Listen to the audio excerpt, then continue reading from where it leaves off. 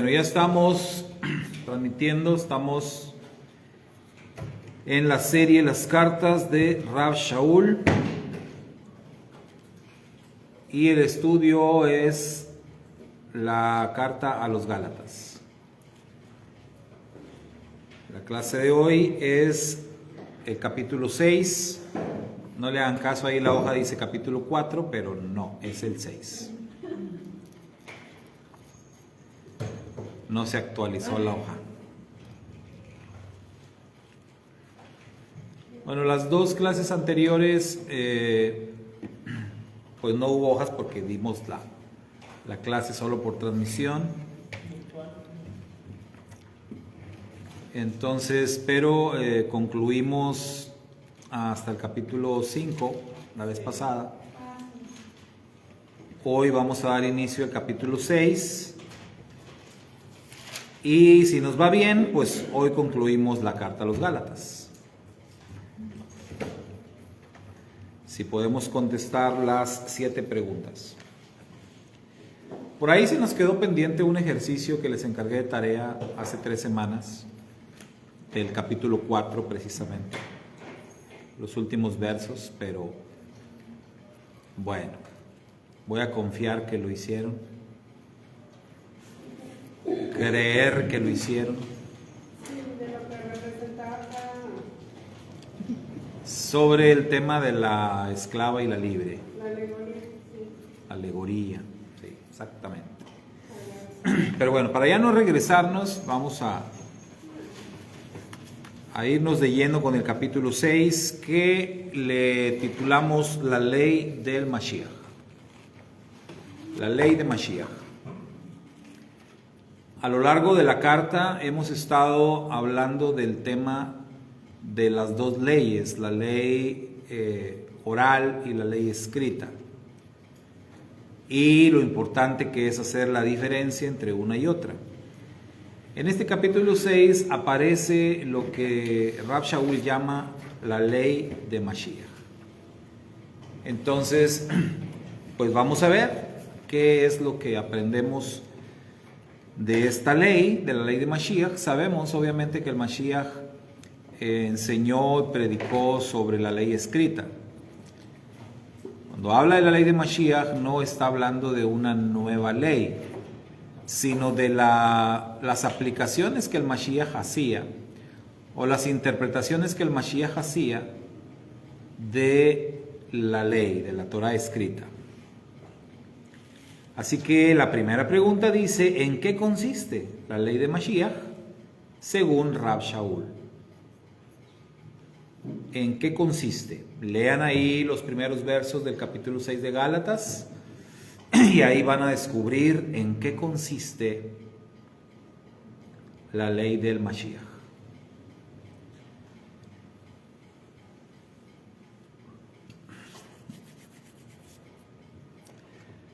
Bienvenidos, hermanos virtuales. Sobrellevarnos unos las cargas de los otros. Muy bien. Entonces es lo que dice, ¿verdad? Ahí la carta. Sobrellevad los unos las cargas de los otros y cumplid así la ley de Mashiach. Entonces, en eso es en lo que consiste, según nos dice el texto.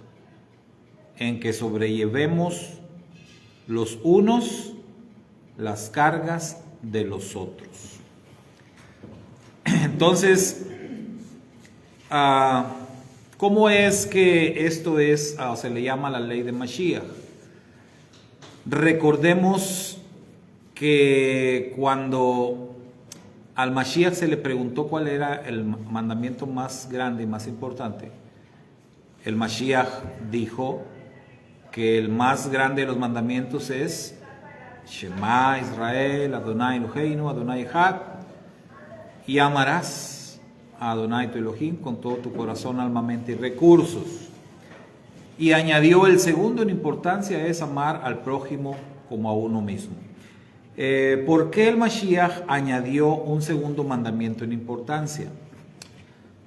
Porque el mandamiento más grande, el mandamiento más importante de amar al Eterno, no tiene en realidad ningún sentido si sacamos de la ecuación al prójimo. De hecho, no se puede cumplir el gran mandamiento si sacamos de la ecuación al prójimo.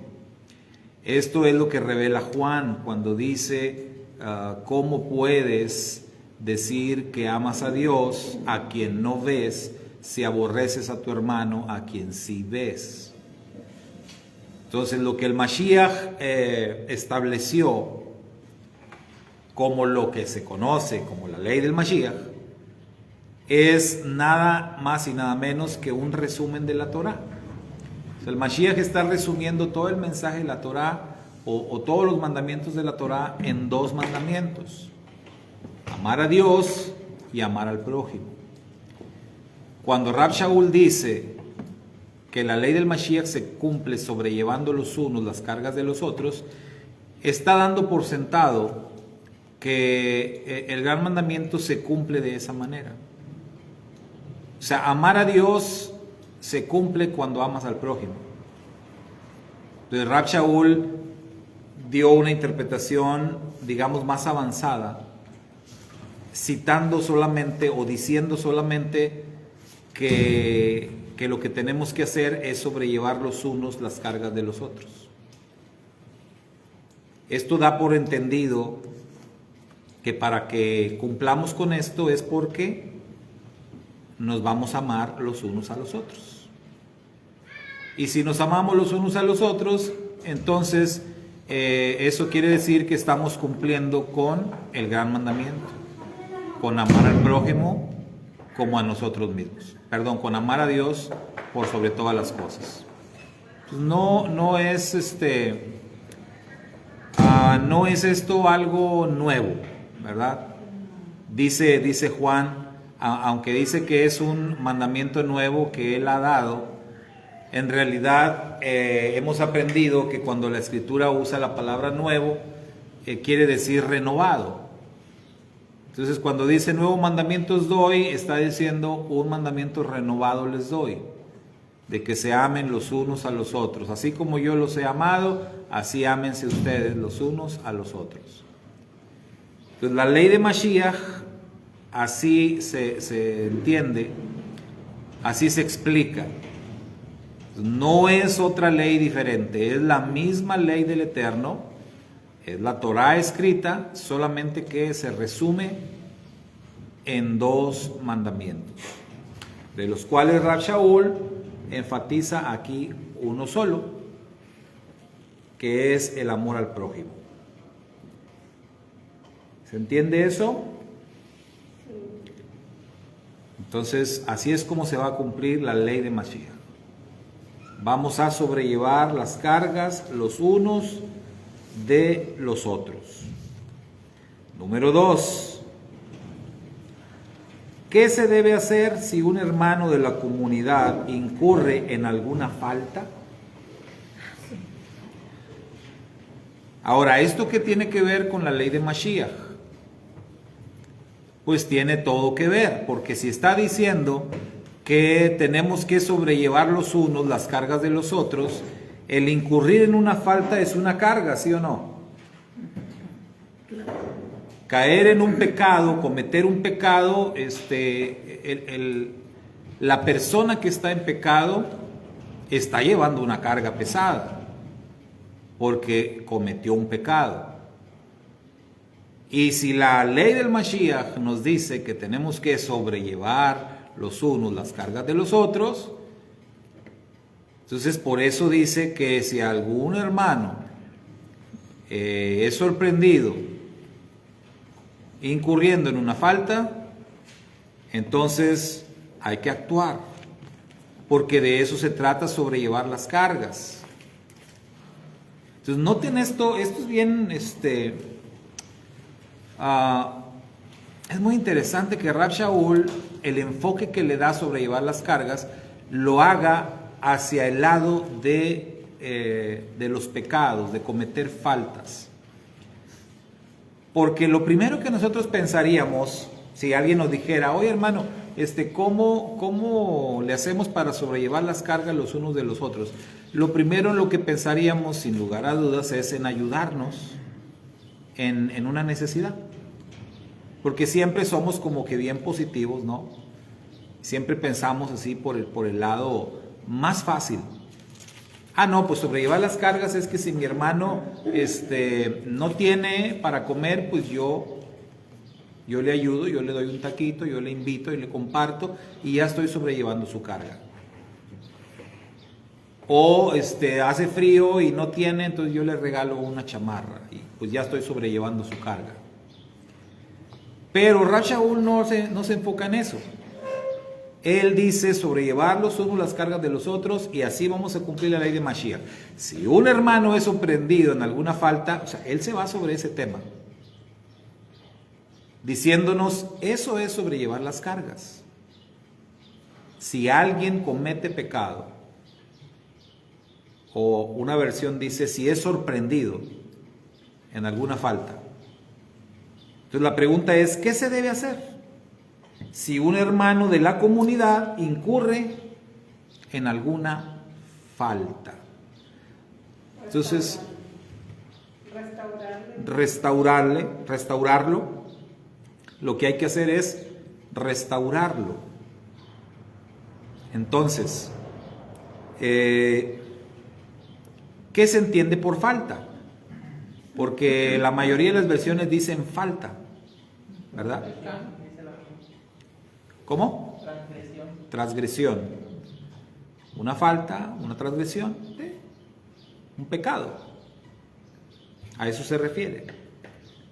Si un hermano de la comunidad incurre en alguna falta, en algún pecado, otros dicen algún delito, en alguna transgresión, en algún delito, obviamente en el contexto que lo están manejando, tiene que ver con la Torá. Porque ya sabemos que el pecado es transgresión de la Torá. Algunas versiones dicen si es sorprendido, ¿verdad?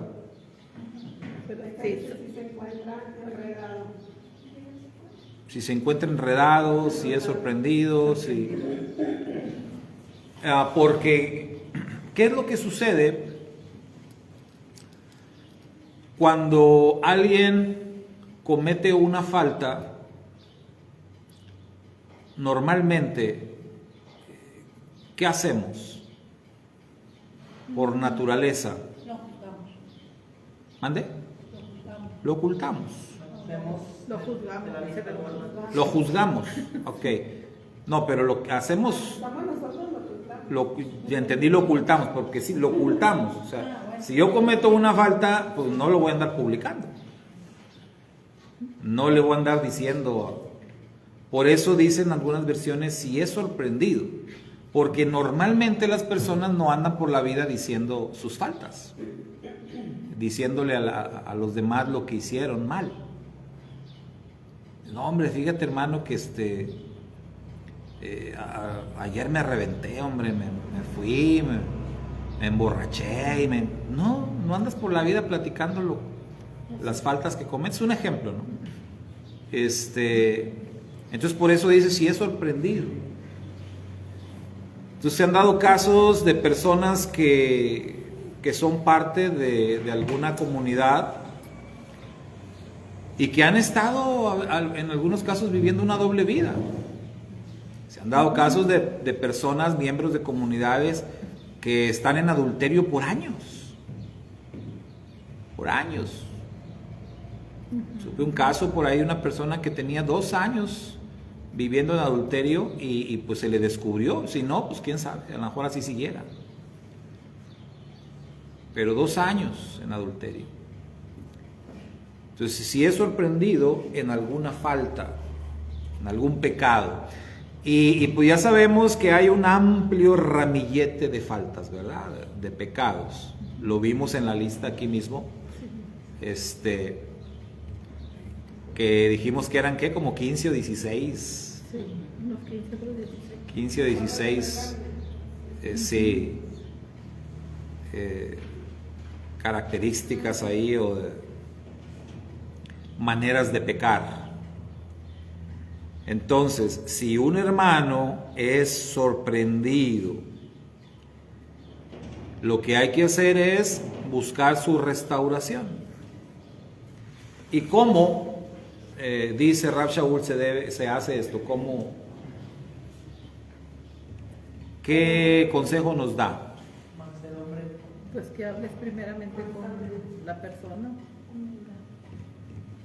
Eso dice ahí, lean lo que dice. Lean el texto porque están como que improvisando o citando otros textos. Ok, ¿y quiénes deben hacer el trabajo? Los que son espirituales. Ustedes que son espirituales, restauran a estar con espíritu. Entonces no cualquiera. No cualquiera. Vamos a decir, si juntáramos los diferentes textos que nos enseñan sobre el tema de restaurar a alguien que está en pecado, diríamos que hay una persona que se va a dar cuenta. O sea, siempre, ¿no? Alguien se da cuenta. Entonces, si la persona que se da cuenta conoce las escrituras, pues probablemente lo que va a hacer es ir con el pastor, ir con el líder y decirle lo que vio, lo que se dio cuenta, no como un chisme, sino con la intención de que haya una restauración. Si la persona no se siente preparada para hacerlo. Si es un hermano que es espiritual, como dice Rav Shaul, que es líder, que sabe los pasos, pues el hermano va a ir y va a confrontar a la persona que está en pecado, que cometió la falta. Y lo va a hacer así como dice el Rav Shaul. Otra vez, ¿cómo dice que hay que hacerlo? Con espíritu de mansedumbre. ¿Qué entienden ustedes por espíritu de mansedumbre? Pues con misericordia, con amor. Contacto, con amor. Entonces, como decía un hermano, un estudio de caso. Vamos a hacer un estudio de caso. Supongamos que ustedes se dan cuenta de que un hermano o hermana de la comunidad pues está cometiendo adulterio. Ustedes lo ven, les toca verlo por ahí en algún lugar. Entonces ustedes van a iniciar este proceso de restauración. Entonces, paso número 1, van a ir y van a confrontar a la persona. Pero lo van a hacer como dice el Rav Shaul. ¿Cómo lo harían? ¿Qué le dirían? Pues, ¿Cuáles serían sus palabras? pues, ¿qué pasa? O sea, pues, que saca. Por eso, es un estudio de caso. Que tiene que valorar su familia, que va a dañar su familia. Pero, ¿qué le dices? O sea, sí, llegas y ¿qué le dices? Que ya lo descubrimos, o sea, que ya que lo vimos.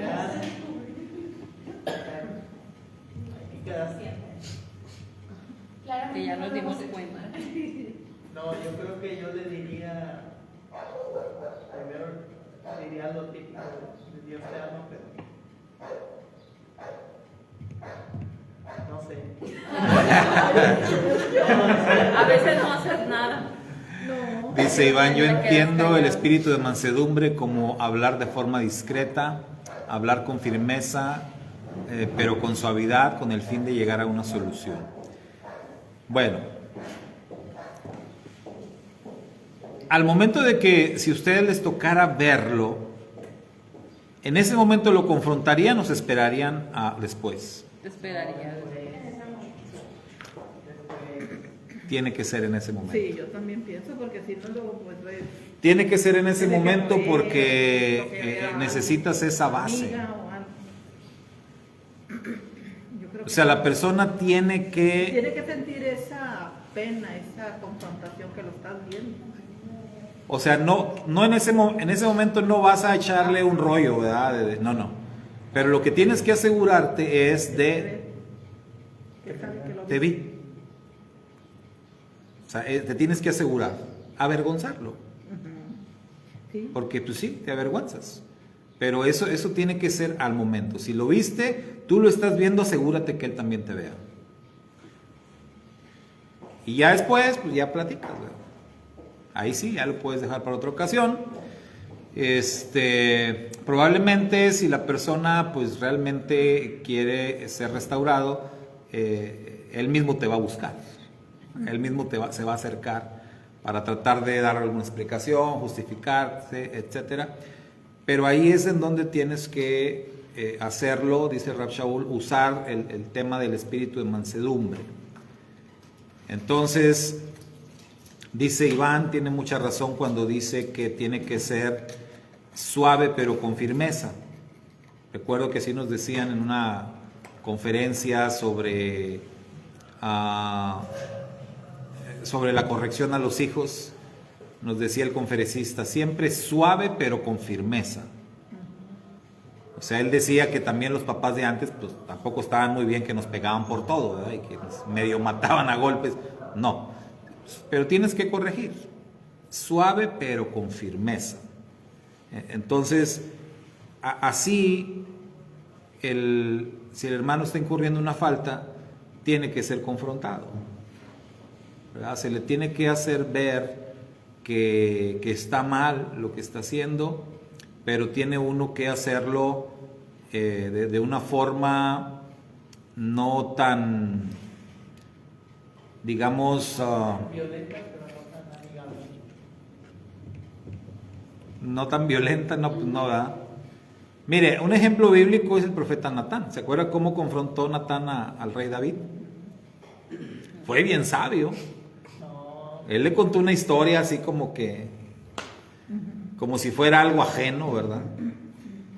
Un hombre tenía una corderita y luego otro tenía mucho y luego le quitó la única que tenía y lo puso así en esa situación donde ¿qué hay que hacer? No, hombre, pues que ahora sí que caiga todo el peso de la ley. No, pues tú eres ese hombre. Algo así.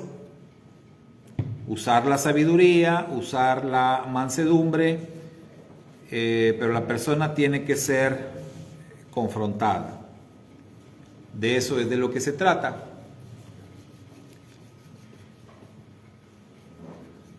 Personalmente, yo tomaría... es que se me quita el comentario. Bueno, si alguien lo puede ver, me lo dice. Personalmente yo tomaría el tiempo para llegar a la confrontación, pero esta misma pasividad de esperar el momento es una educación que yo pienso a todos nos dijeron que no te metas en asuntos,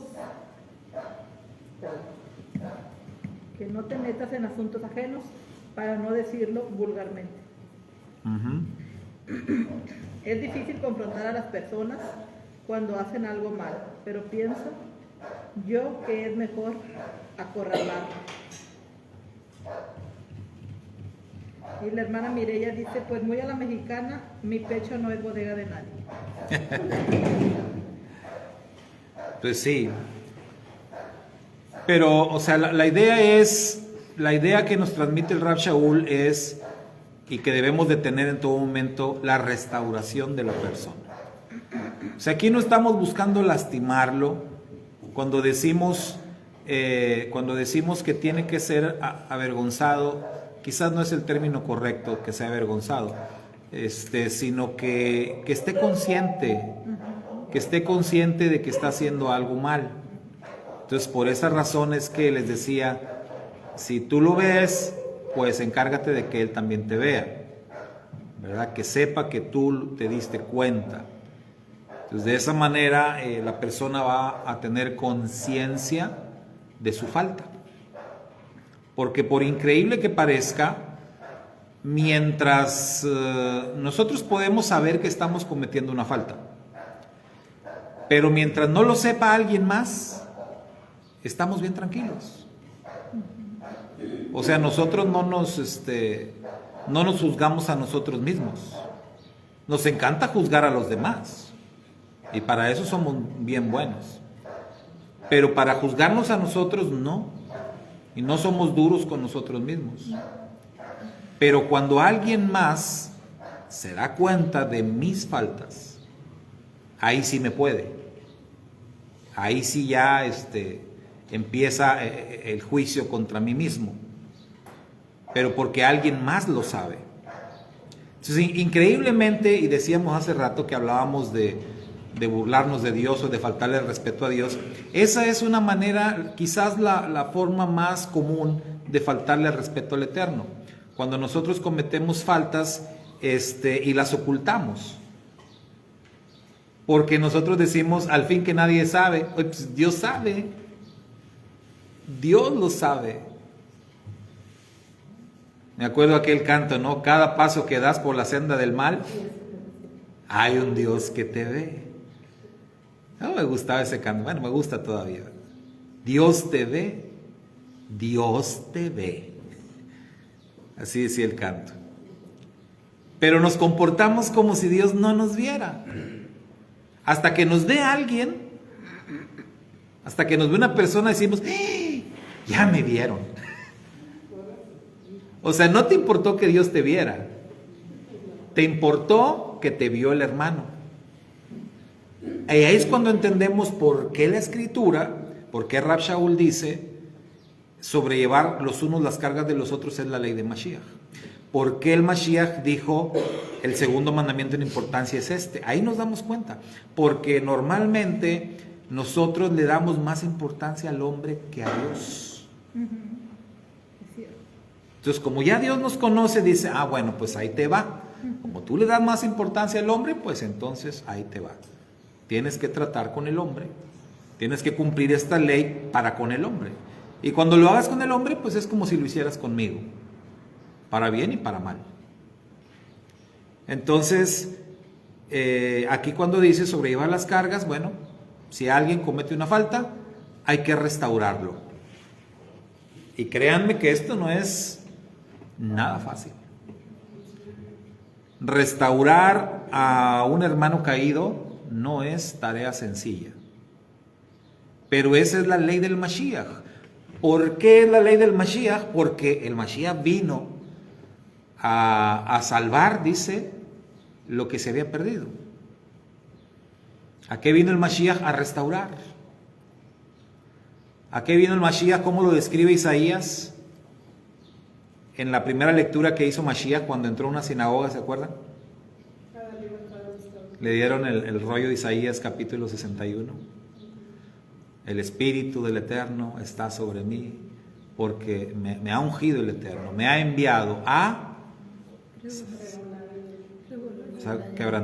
sanar a los quebrantados de corazón, a proclamar libertad a los cautivos, apertura a los presos. Entonces toda la serie de cosas que está ahí es pura restauración, puro trabajo pesado, no es nada sencillo hacer eso. Esa es la ley del Mashiach. Tenemos que restaurar a las personas. Aquellos que han caído, que han incurrido una falta, regresarlos al camino. No es fácil, ¿verdad? Pero esa es la ley del Mashiach. Hermana Irene dice, la palabra dice que si tienes algo contra un hermano, hablar con él, si el hermano acepta la exhortación y si no, llevar a otro hermano. Sí, hablábamos de los diferentes pasos, ¿verdad? Uno de ellos es ese. Ir a hablar con tu hermano a solas. Si las cosas no se arreglan, entonces tomas 2 o 3 testigos y repites la operación. Si las cosas no se arreglan, entonces pones el asunto delante de toda la comunidad. Y si las cosas no se arreglan, el hermano que está en pecado, pues tiene que ser tratado como un gentil, como un publicano. Y muchos entienden eso como gentil o publicano como ya, o sea, córtalo, ¿verdad? Córrelo de la iglesia, ya no le hables. Pero cuando te haces la pregunta, ¿cómo tratas a un gentil o un publicano? O sea, ¿cómo tratas a un incrédulo? no tratas de que conozca al Señor. O sea, realmente lo que está diciendo es, trátalo como gentil y publicano, es, empieza de cero con él, porque evidentemente no ha conocido al Eterno.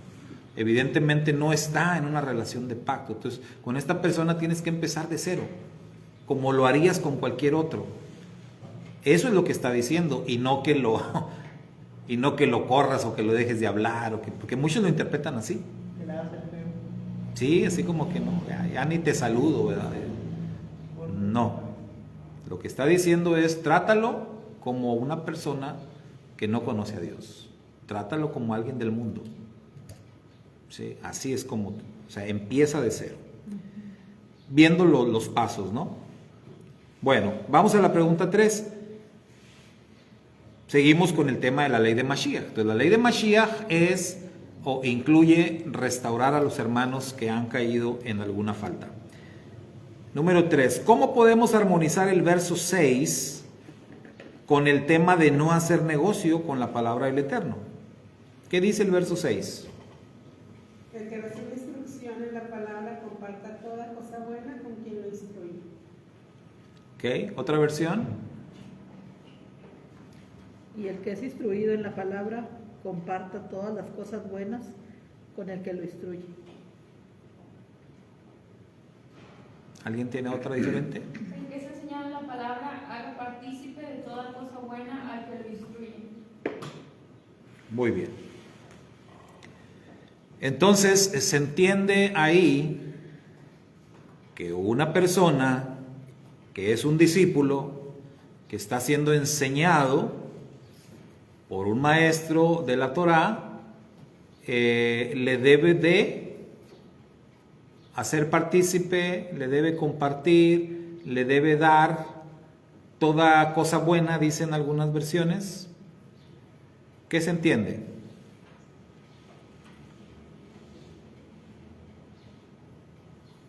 Pues cosas materiales. A mí me dijo una hermana hace tiempo, me dijo una hermana, a mí, hermano, me han enseñado que uno debe de... ¿Cómo? Son unas palabras poco curiosas, pero... A mí siempre me enseñaron que uno debe de pagar donde come. Así me dijo. A mí me han enseñado que uno debe de pagar donde come y usted nos está alimentando espiritualmente y le voy a mandar una ofrenda. Y me mandó una ofrenda. Sí, dije, bueno. Y me acordé de este texto, ¿verdad? Entonces, porque lo que dice el texto pues es eso, literalmente. Si tú tienes un maestro de Torah, alguien que te está enseñando, pues dale, compártele a toda cosa buena. Pues puede ser especie, puede ser dinero, algo bueno. Pablo, cuando le escribe a los Corintios, que ya estudiamos la carta a los Corintios, hay una parte en el capítulo 9 de la primera de los Corintios donde Rab Shaul está defendiendo su ministerio, está defendiendo su postura respecto al recibir apoyo. E incluso ahí dice que ¿a poco yo no soy digno de recibir un apoyo, de recibir una ofrenda? ¿A poco nada más Kefa y aquellos? O sea, yo también. ¿A poco es mucho pedirles el que me den una ofrenda económica cuando yo les estoy dando algo que es de un valor incalculable, ¿verdad? Que es la palabra? Es de un valor espiritual enorme. No hay punto de comparación entre una enseñanza de la palabra, algo que trasciende los tiempos y que trasciende hasta la eternidad, con un poco de dinero. En esos términos él le hablaba a los corintios. Ahora aquí a los gálatas él está diciendo, si tú eres un discípulo, comparte, dale a tu maestro. Pero la pregunta es, ¿cómo armonizamos esto con el tema de no hacer negocio con la palabra del Eterno? Porque normalmente se entiende que pues la palabra no es para hacer negocio, y tenemos el caso en el libro de los Hechos, cuando aquel personaje llamado Simón quería hacer negocio y Kefa le dijo: tu dinero perezca contigo, ¿verdad? O sea, la palabra no es para eso, no es para hacer negocio. Entonces, ¿cómo podemos hacer que armonice un asunto y otro?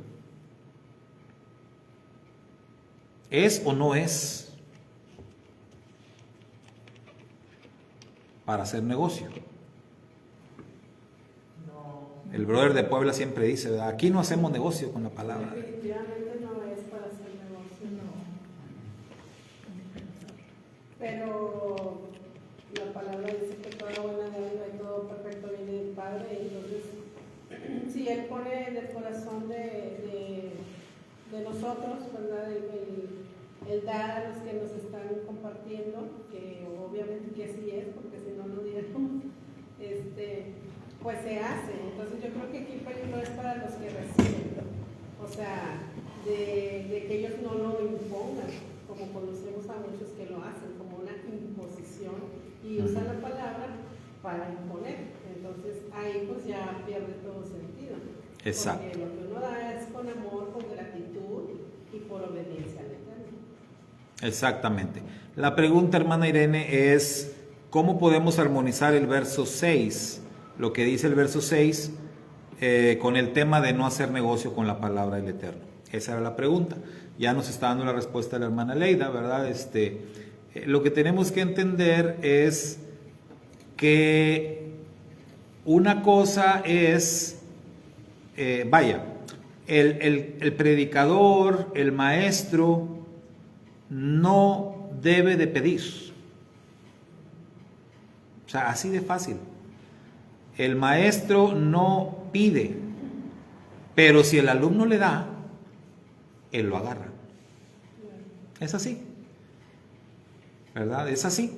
Allá en la carta a los Corintios, cuando mencionaba yo que Pablo les está diciendo, no les está pidiendo. Realmente Pablo no les dice, porque acuérdense que hasta dice, y no les estoy pidiendo nada, porque yo para eso tengo manos y trabajo y yo me gano mi dinero y para nada necesito su dinero. Y uno dice, ay, espérate, Pablito, pues no les acabas de decir, ¿verdad? Que eres merecedor. Sí, pero no los estaba pidiendo. E incluso hasta los avergüenza, ¿verdad? Y pone a los filipenses de ejemplo. Hombre, los filipenses, mire, ellos sí me apoyan, no como ustedes. Pero les está realmente dando una lección, pero no les está pidiendo. Entonces, se entiende pues que el maestro, el predicador, el pastor, no tiene que pedir. No tiene que pedir. Menos imponer, como decía nuestra hermana, ¿no? Porque ya cuando estás pidiendo y estás imponiendo, pues ahí ya estás cayendo en lo que se conoce como simonía, ¿verdad? Que es el hacer negocio, ¿sí? El hacer negocio con la palabra del Eterno. Entonces eso definitivamente no se debe de hacer. Pero en cambio la instrucción del Rab Shaul, y lo da como una instrucción, dice: ustedes, alumnos, discípulos que están recibiendo la bendición de la palabra, ustedes denle, compartan, como diciendo, el maestro nunca les va a pedir, porque sabe que no debe pedir. O sea, como que ya está dando por hecho que un buen maestro no va a andar pidiendo. Pero ustedes denles. En la semana, el miércoles que hablábamos de mujeres del reino, decíamos que Lucas nos da el dato de que las mujeres que acompañaban al Mashiach eran las que soportaban económicamente el ministerio del Mashiach Yeshua. Y por lo regular nosotros no vemos al maestro pidiéndole a nadie ahí en los evangelios, ¿no? O sea, no vemos que el Mashiach llegara y, a ver, hermanos, la ofrenda y la colecta y échenle y brínquenle. No.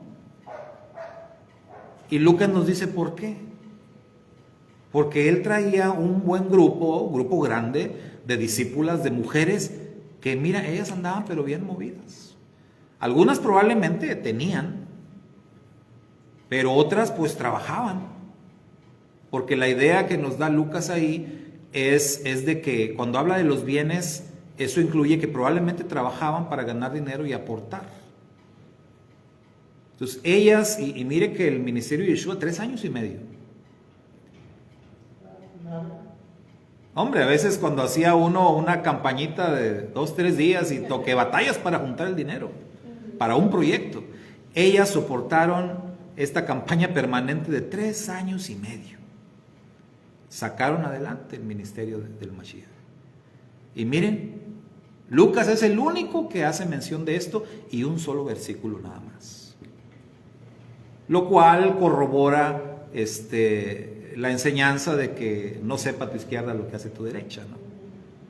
Pero ahí de una manera se les rinde honores a esas mujeres y se nos revela pues lo que hicieron en su momento.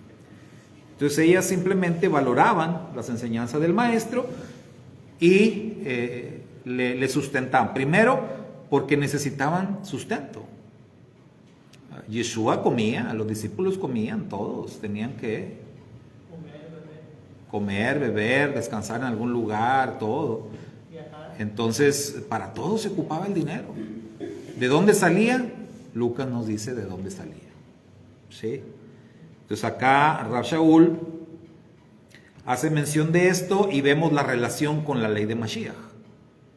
¿Sí? ¿Cómo entra esto dentro de la ley de Mashiach? Bueno, sobrellevar los unos las cargas de los otros. Esto es parte de sobrellevar las cargas, el apoyar a los que enseñan la Torah. Número 4, los versos 7 al 10. Iván puso un comentario. ¿Qué dice? El problema es la intención. No es malo darle una ayuda a quienes nos enseñan la palabra. Lo malo es usar la palabra para beneficio. Por ejemplo, como las mega iglesias cristianas que estafan a los creyentes y gente que realmente quiere acercarse al Padre. O como la Iglesia Católica, que fue la causante de que Lutero hiciera su tesis en contra de estas prácticas, naciendo los cristianos protestantes. Naciendo los cristianos protestantes. Ok, sí, tiene razón. Tiene razón, es así. Y también otro aspecto que se da, otro fenómeno que se da en muchas iglesias, es de las personas que con dádivas, ¿verdad? Con dádivas manipulan a los pastores. Eso también es muy común. Gente que compra al pastor. ¿Se acuerdan la película esta de, ¿cómo se llama? A medias tintas. Que el pastor estaba bien vendido con el hermano aquel de los lentes que soltaba el billete. Y el brother andaba en adulterio y el pastor no le podía hacer nada porque pues era el que lo financiaba. Entonces, también pasa eso en las iglesias. Luego hay iglesias grandes donde hay familias poderosas que dan grandes ofrendas y pues son intocables. No, pues que un hermano de esa familia cometió una falta y todos saben en la iglesia, pero pues nadie hace nada porque pues son los que más ofrendan. Son los que más dinero dan, pues ¿cómo les haces algo? Eso también está mal, ¿verdad? Muy bien. Número 4, los versos 7 al 10. ¿Cómo pueden aplicarse de acuerdo a su contexto con el verso 6? Vamos a ver primero qué dicen los versos del 7 al 10. No se engañen, de Elohim nadie se burla. Todo lo que el hombre siembre, eso mismo cosechará. Porque el que siembra para su carne, de la carne cosechará corrupción. Pero el que siembra para el espíritu, del espíritu cosechará vida eterna. Así que no nos cansemos de hacer el bien, porque a su tiempo cosecharemos si no desmayamos. Por lo tanto, mientras tengamos oportunidad, hagamos el bien a todos y en especial a los de la familia de la fe. Entonces, normalmente leíamos o leemos esos textos, pero casi siempre los entendemos fuera de contexto, porque ignoramos el verso 6. Pero ahora, tomando en cuenta el verso 6, que es el real contexto de esto, de no os engañéis, Dios no puede ser burlado, todo lo que el hombre sembrar, eso también segará, etc. Todo eso lo que está diciendo es en relación al verso 6. ¿Se fija? Entonces cambia, ¿no? Normalmente el entendimiento del texto, sacamos el verso 6, lo vamos a entender de otra manera. Pero si lo vemos como parte del verso 6, lo vemos como parte de esto de cumplir con la ley del Mashiach y sobrellevar los unos las cargas de los otros, entonces ya toma otro tinte, ¿verdad? El texto.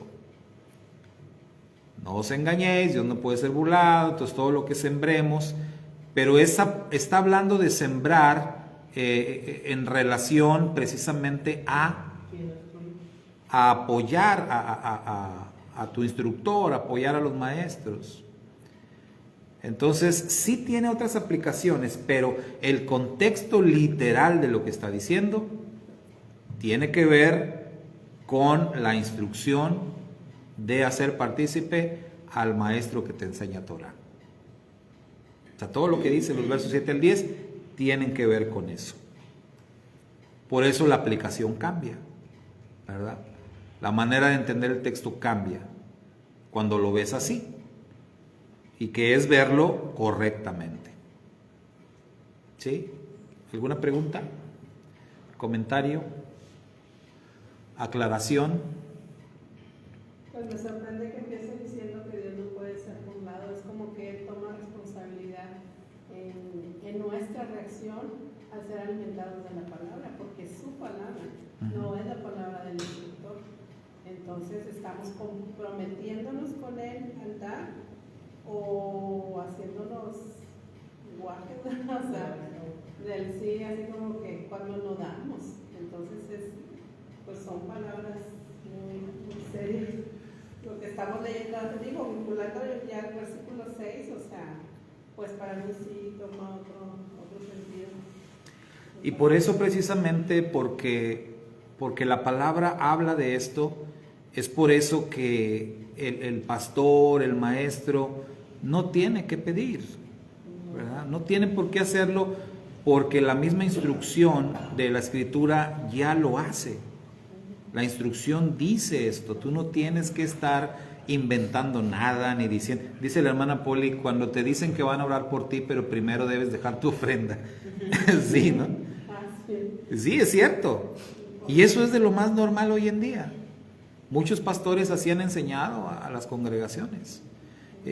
Yo aquí les he platicado la anécdota, ¿verdad?, que me pasó hace muchos años. Estaba yo aquí afuera. En aquel tiempo no estaba la calle pavimentada ni nada, no estaba aquí afuera. Estábamos trabajando en la construcción aquí y allá de aquel lado de la calle, por esta calle de ahí, vivía un señor que se llamaba Don Manuel, que había sido, creo, presidente de aquí de la colonia en aquellos años. Y él pues tenía su esposa, Raquel se llamaba su esposa, y yo lo había conocido recién que llegamos aquí, había platicado con él conmigo, y ese día me estaba estacionando yo, me estaba bajando apenas y lo vi que venía caminando para acá, venía un poquito apurado, y ya, ¿qué tal? ¿Cómo está, don Manuel? Buenos días, ¿cómo amaneció? Y que dice, oiga, quiero hablar con usted. Le dije, sí, dígame. Me dice, mire, lo que pasa es que tengo a mi esposa bien enferma, y yo también ando bien malo. Andamos bien enfermos los dos. Dice, pero pues yo ahorita me levanté temprano, lo estaba esperando, sabía que iba a venir, y ya que lo vi, pues ya me vine. Dije, sí, pues dígame.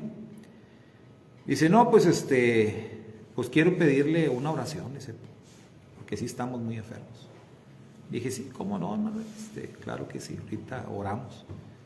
Él se mete la mano a la bolsa y saca un fajo de billetes. Pero un fajo de billetes, así, parecía de esos de la gasolinera, ¿no? Fajo de billetes. Y me dice, pues mire, no traigo mucho, pero pues cree que me alcance. Y yo me quedé y le dije, don Manuel, ¿quién le dijo a usted que hay que pagar por las oraciones? Pues sí, ¿no? Ahí en la radio dice, me dijo. Y yo, ay, este hombre que no voy a decir su nombre, pero bueno. Le dije, no, don Manuel, las oraciones no se cobran. No se cobra, guarde su dinero, guárdelo, úselo para otra cosa. Le dije, vamos a orar, y pues aquí lo que hay que tener es fe, confianza en Dios. Y ya, me fui con él, y sí, su esposa estaba tirada, ¿verdad?, en la cama, estaba muy mala, mucha fiebre, no sé qué tendría. Ya llegamos, llegué con él, hicimos la oración y pues ya me vine acá al trabajo y todo. Al día siguiente, llegué en la mañana y ya me estacioné y volteé para allá y dije, pues voy a ver cómo está esta gente, ¿verdad? Y ya llegué allá y me encontré a Raquel afuera, su esposa, andaba allá afuera barriendo y y cantando. Y cuando llegué contento, le dije, Raquel, ¿qué tal? Pues ya ni te pregunto, ¿cómo amaneciste? No, muy bien, mi esposo es el que está tirado allá. Dije, ay, Manuel, por andar queriendo comprar la oración. Lamentablemente, ¿verdad? O sea, hay personas que han hecho muchísimo daño al evangelio, al reino, con este tipo de cosas, con este tipo de enseñanzas, queriendo imponer, queriendo hacer negocio con la palabra y con el poder de Hashem. ¿Sí, Sergio? Me tocó una experiencia ahí en mi trabajo de que conocen que, bueno, saben que yo me relaciono aquí con la Torah y muchas cosas. Y entonces dos compañeros se van a casar. Entonces, creo que uno ya se casó por el civil. Entonces yo les pregunté si se van a casar en una iglesia o algo. Y me decían, no, es que las iglesias nada más roban, puro dinero. Y luego otras personas que me preguntaban así, que mis convicciones y todo, me decían, no, hombre, las iglesias no, puro robar, puro robar. Y no me topé ninguna persona que pensara diferente. Entonces, pues sí fue algo feo, ¿verdad? Porque dije, esa es la imagen que tiene la mayoría de las personas. Sí. Entonces, tiene razón usted que dice que todo eso ha hecho mucho daño, ¿no? A que las personas tengan una vista diferente de lo que es la palabra de Dios. Al fin de cuentas, las religiones y demás no manchan su imagen de ellos, manchan la imagen de Dios. Así es, se crea un mal concepto. Y lo que Rav Shaul aquí pues está enseñando es sí dar, pero esto es algo voluntario y es cuando las personas ya tienen un nivel de madurez y de entendimiento, ¿verdad? De las escrituras después de un tiempo, ¿no? Entonces eso es normal. Entonces, bueno, ya vimos cómo se aplica estos versos. Sembrar, cosechar, es una ley, es algo que el Eterno está dando y decíamos, es la razón de más peso para que pues un verdadero maestro no tenga la necesidad de andar pidiendo nada, porque el Eterno en su palabra enseña, como dice la Escritura, que es necesario que aquel que predica el Evangelio viva del Evangelio. Como está escrito, no pondrás bozal al buey que trilla. O sea, hay muchas enseñanzas que hablan de esto como para que las personas tengan que andar pidiendo o tengan que andar imponiéndole a la gente nada. ¿Cómo entiende usted el verso 11? A ver, ¿qué dice el verso 11? ¿Cómo lo entiende?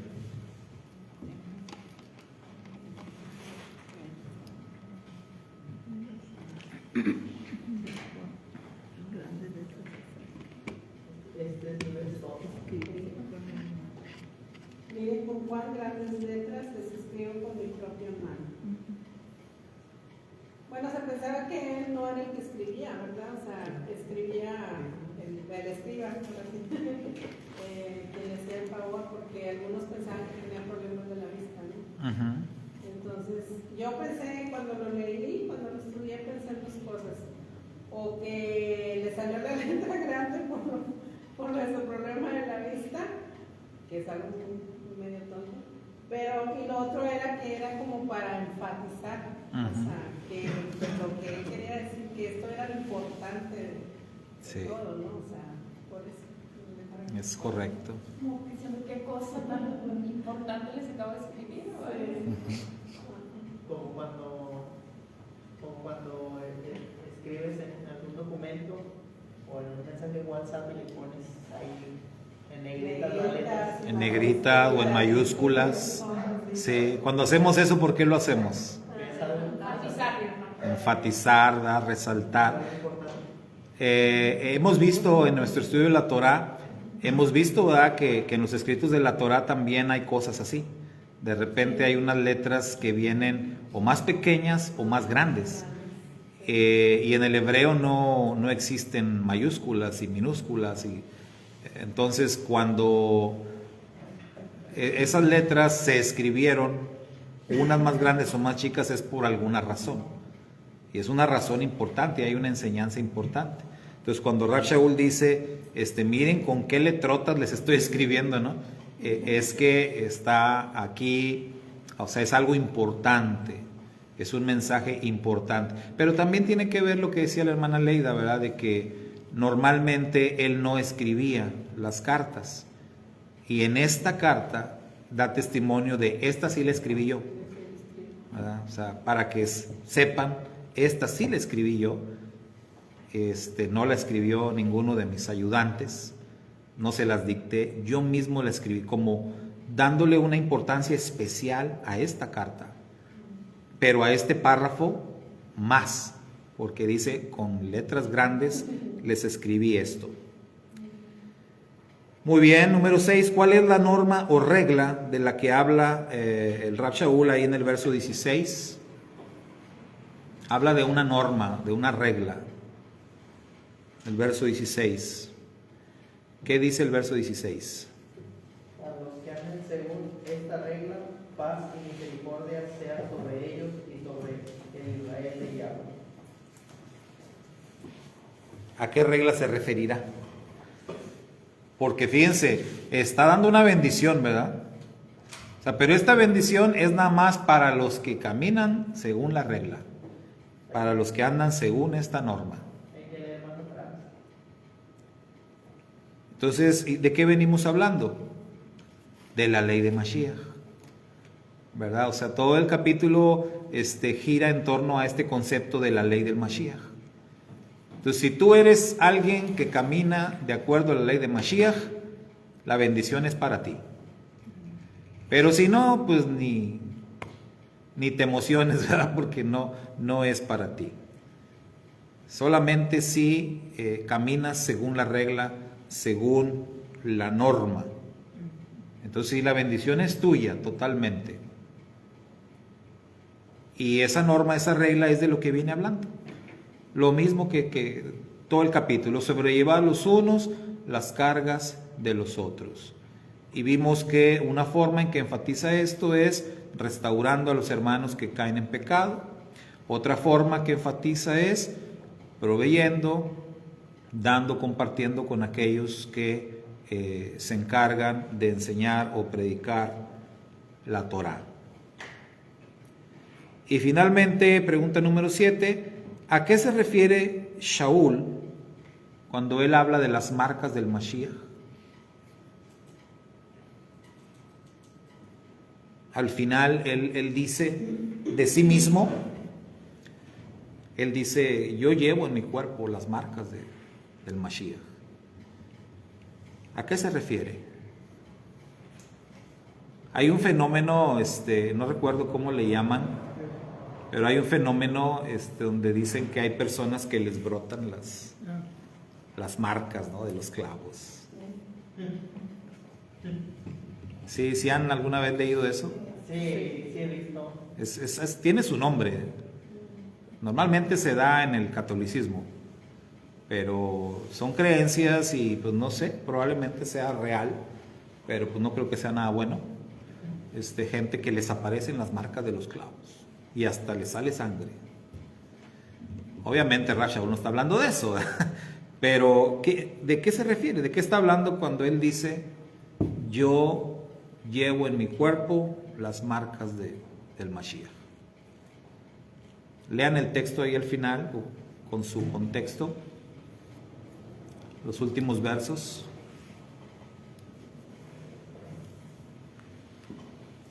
Pues en el 15 habla de un templo.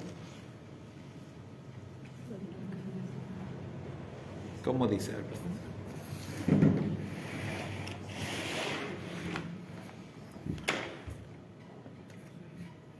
Dice,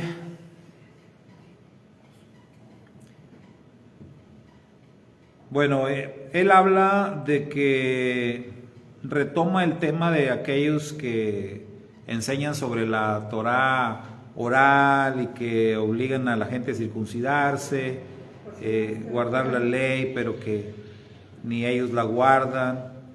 Dice, ellos se quieren jactar a través de ustedes. Y dice, no me suceda a mí, sino jactarme en la cruz de nuestro Adón, Yeshua HaMashiach, por medio del cual el mundo ha sido crucificado para mí y yo para el mundo. Porque ni la circuncisión es algo, ni la incircuncisión, sino una nueva creación. Esto ya lo había dicho anteriormente, lo vuelve a repetir. Y a los que sigan esta norma, paz y misericordia sean sobre ellos y sobre el Israel de Dios. Por lo demás, nadie me cause molestias, porque yo llevo en mi cuerpo las marcas del Mashiach, las marcas de Yeshua. Entonces, como son unas palabras dirigidas a los líderes estos que estaban pidiendo que otra vez, o sea, que se circuncidaran como un paso para la salvación, vaya. Como diciendo, ya dejen de estar dando lata, o sea, en verdad que les quedara a ellos claro. Pero sí. y cuando, yo creo que haber hecho para marcas, pues, porque digo, la circuncisión por la marca, pues él tenía marcas en su cuerpo, o sea, él padeció mucho. Así es. En la carne, o sea, perseguido, apedreado, de todo. a eso se refería, ¿no? Sus padecimientos. Entonces, él lo que está diciendo es, esa gente que anda ahí insistiendo con ustedes, ellos no sufren. Los que van a sufrir son ustedes. Si ellos no. En cambio, de mí nadie puede hablar o nadie puede decir de mí que yo no he sufrido o que no he batallado. Porque yo sí le he sufrido, yo sí le he batallado, yo llevo en mi cuerpo las marcas del Mashiach. Y se refiere a eso, ¿verdad? O sea, aquí no lo dice, hay otro escrito donde sí lo dice. Tantas veces me han apedreado, una vez me dejaron por muerto, me han metido a la cárcel, tantas veces me han azotado. O sea, esas son las marcas, los padecimientos por causa de la obediencia al Mashiach. Entonces él dice, y esto era literal, dice, yo llevo en mi cuerpo las marcas del Mashiach. O sea, a mí nadie me va a andar hablando, aquí están, se las enseño si quieren, ¿no?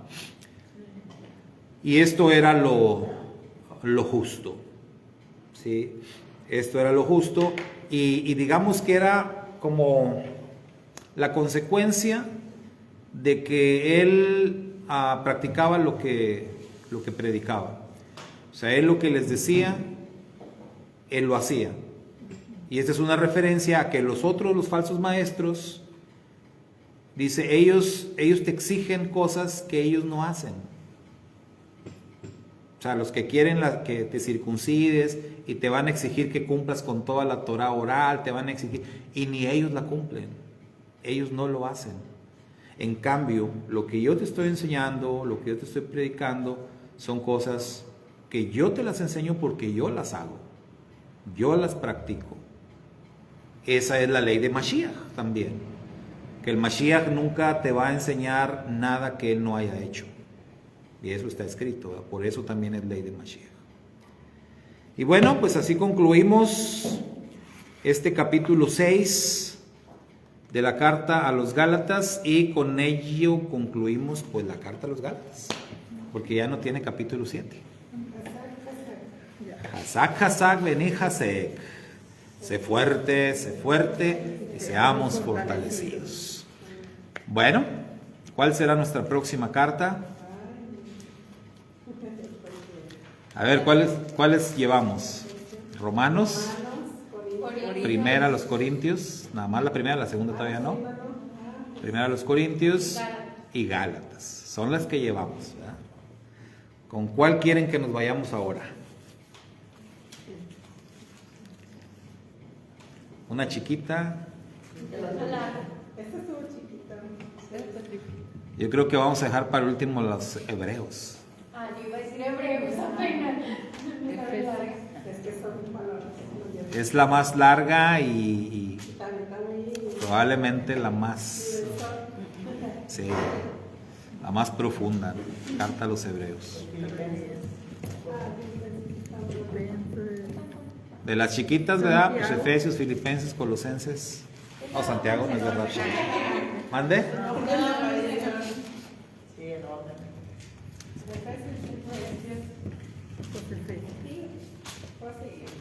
Efesios. Bueno, Efesios será. Para que no equivoquemos. Nos vemos, hermanos. Gracias por su asistencia virtual. Shalom, shalom. Shalom, shalom.